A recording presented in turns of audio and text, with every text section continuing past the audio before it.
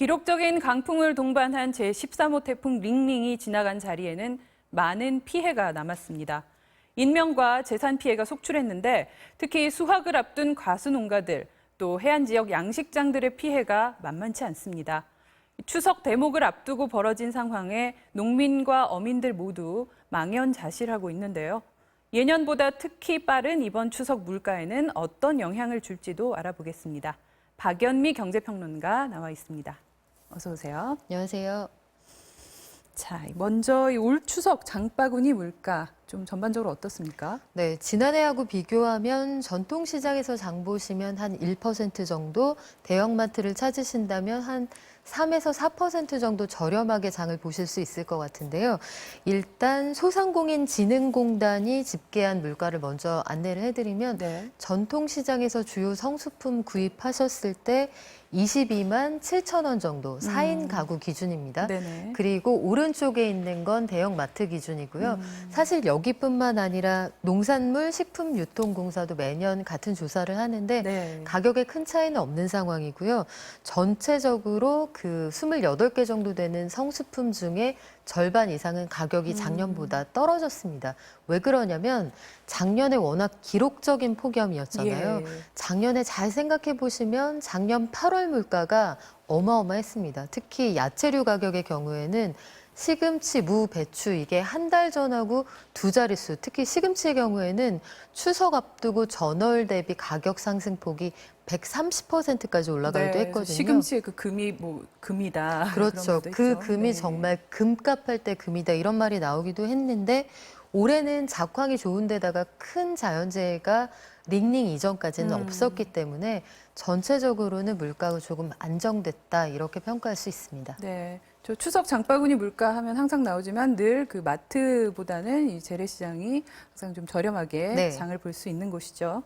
자, 이 지난주에 0%대 물가 상승률 저희가 이야기를 하면서 또 전해드린 바 있는데 아무래도 이 채소값 떨어진 것이 주요 원인일 텐데 그 밖에도 또 가격이 떨어진 품목들이 있습니까? 네, 채소 가격의 경우에는 뭐 품목별로 약간 올라간 것도 있습니다만 전체적으로 큰 상승은 느껴지지 않고요. 과일의 경우에 걱정이 많았거든요. 낙과 피해에 대한 우려도 있었고 추석이 상당히 일러요, 올해. 네네. 지난해에도 추석이 9월이었습니다만 지난해 추석은 9월 말이었거든요. 예. 그런데 추석이 당겨지면 과일이 충분히 크게 익지 않고 또 선물 세트용 사과 이런 건 색깔이 충분히 예쁘지 않기 때문에 네. 수요 대비 공급이 달려서 가격이 올라가는데 올해는 잘 기억해 보시면 이제 여름 갔나 보다 했는데 갑자기 좀 더웠잖아요. 네. 그 덕분에 색깔도 좀 괜찮고 대과가 많이 늘어났다고 합니다. 과일 생산량도 괜찮고요. 쌀 경우에도 그 가공품 포함해서 전체적으로 가격이 뭐 크게 올랐다 이런 소식은 없는 상황인데 네. 구체적으로 품목별로 좀 보면 양파, 마늘은 작황이 좋아서 두 자릿수의 하락폭 보이고 있고요. 네. 생산량이 늘어나서 돼지고기나 닭고기 가격도 떨어졌습니다.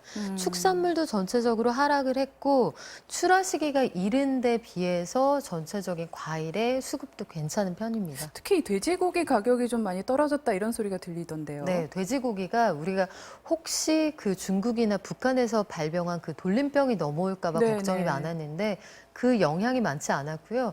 우리가 전체적으로 돼지고기 생산량이 좀 늘어나기도 네. 했어요. 그리고 부수적인 효과이겠습니다만 여름에 경기가 안 좋을 때는 돼지고기 판매량이 줄어듭니다. 왜냐하면 캠핑이나 그 놀이에 사용되는 그때 먹게 되는 삼겹살 수요가 줄어들게 되거든요. 네. 삼겹살이 여름에 많이 팔린다. 이 얘기는 많이 놀러 간다는 얘기인데 그 수요가 지난해보다는 좀 다소 줄어들지 않았을까 이거 예상해 볼 수 있습니다. 네. 그러면 많이 놀러 나가는 봄, 가을에는 조금 올라갈 거다 뭐 이렇게 전망할 수도 있겠네요. 가을 상황이 글쎄 어떻게 될지 좀 네. 지켜봐야겠는데 중국도 지금 상당히 네. 급등한 상태라고 하고요. 일단 중국의 가격은 당분간 잡히지 않을 것으로 보이고요.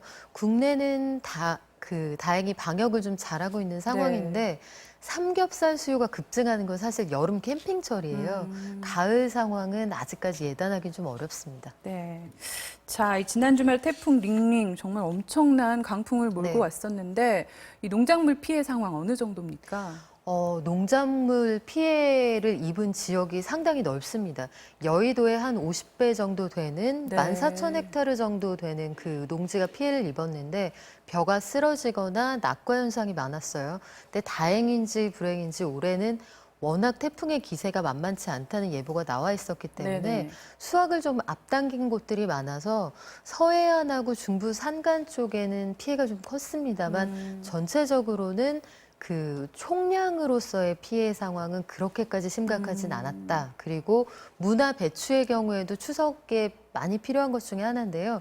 이 주산지인 강원도는 큰 피해를 비켜갔거든요. 네. 그런데 문제는 이제 수산물, 특히 이 전라도의 섬 지역은 상당히 피해가 컸습니다. 네, 그쪽 양식장. 바다를 아예 태풍이 지나왔잖아요. 네, 양식장의 경우에는 위치가 바뀌었다. 이렇게 말씀하시는 어민들도 계시고요. 제주도의 경우에도 이 정전 등으로 인해서 뭐 넙치어장 이런 것들이 완전히 망가졌다. 이런 분들이 계시니까 해당 지역에는 긴급 재난 복구가 이루어질 예정입니다. 네.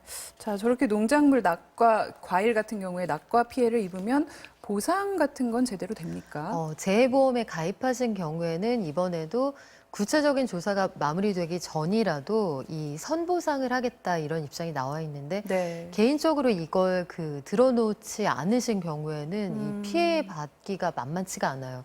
다만 정부에서 긴급 간부 회의를 열어서 지금 예비비나 특별 교부금 같은 걸 내려보내서 가능하면 저분들이 피해를 좀 줄인 상태에서 네. 명절 셀 수 있게 하겠다 이런 입장인데 낙과 피해가 크다고 이거를 다 보상받기는 좀 어렵습니다. 자, 이 추석이 코앞인데 그렇다면 이런 것들이 추석 물가에는 어떤 영향을 줄까요?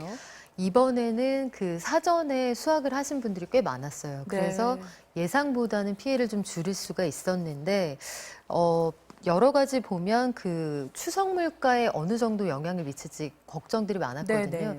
일단 과일의 경우에는 생산량이 작년보다 좀 늘었습니다. 네. 사과, 배 다 5% 정도 늘었기 때문에 추석 물가 전체에 큰 영향을 미치지는 않을 것 같은데 다만 해당 농가에 계신 분들 고민이 크실 텐데요. 저분들을 돕기 위한 정부 차원의 흠과 페스티벌, 그러니까 낙과이지만 먹는데 전혀 지장이 없는 네, 이런 조금 것들을 흠이 조금 있는 네. 정도. 그걸 좀 저렴하게 소비자들에게 판매하는 그 행사는 네. 아마 추석 직후에 크게 이뤄질 것으로 보입니다.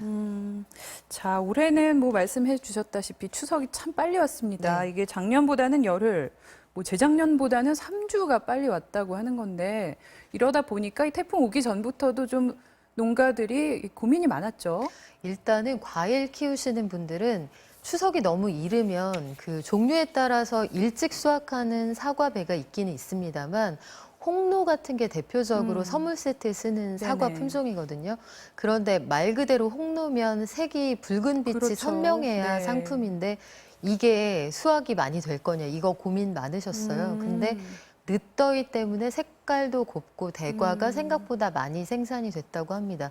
그건 좀 다행인데 네. 배의 경우에는 맛있고 큰 배가 이른 추석의 경우에는 많이 나오진 않거든요. 그래서 배 가격은 약간 올라갈 것으로 보이고요. 네. 워낙 생산량에 대해서 어떻게 될지 예상하기가 어렵다 보니까 과수 농가도 그렇고 유통 채널의 경우에도 올해는 혹시 수입 과일을 많이 넣은 뭐 망고나 아보카도 같은 걸로 구성을 해야 되는 게 아닐까 이런 고민들을 좀 했다고 해요. 하지만 막상 뚜껑을 열어보니까 생산량, 과일의 품질 다 괜찮아서 가격이 작년 수준으로 동결되거나 뭐 올라도 10% 이내로 올라가는 그런 쪽이 많다고 하고요. 전체적으로 그런데 이런 분위기에서는 이른 추석에는 보통 과일 선물 세트보다는 네. 다른 걸 선호하시는 경우가 많거든요. 네네. 추석이 이르면 과일이 맛없다는 이 생각들을 가지고 계세요. 예. 인식인데요.